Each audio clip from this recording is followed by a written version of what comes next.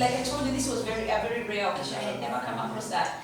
But should you, I would check if I say I'm going to use tool A. The first thing now I do is check whether there is a fee that goes with that, and if I need to get permission from the owner. Yeah, it's not the common route, but it happened. So I guess. Can I just share from my own experience? When I was doing my thesis, the tool wasn't available, but then I found the author of the paper that had used the same tool. He actually validated, he created the tool and validated it and did all of the work. And so then it became a question of how could I contact the author, and that wasn't very easy. He happened to be Ghanaian, and so I used some Ghanaian connections, but it wasn't very easy for me to go and look for that. And it was actually very interesting because he told me a lot about the tool that I hadn't thought of. That wasn't very evident in his paper. So I just wanted to tell our students, if you have the ability to or the means to, engage those who have already used the tool, because they might give you some gems about the tool and how it works that you had not thought about.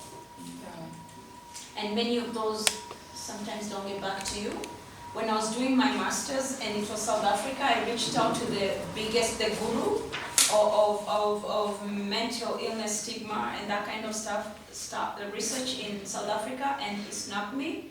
And then I met him in a conference and I told him off. And he said, oh, can you share with my students, they're looking at, stigma and stuff like that in South Africa, your work, blah, blah. Imagine. I said, do you remember my email?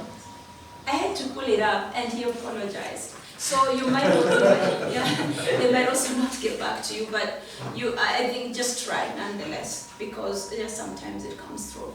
And when you can't find them, if they are an author, their emails should be available to that journal where the article is, and you can reach out to even the editor to read them. But I think it's interesting. So this has been a very awesome discussion.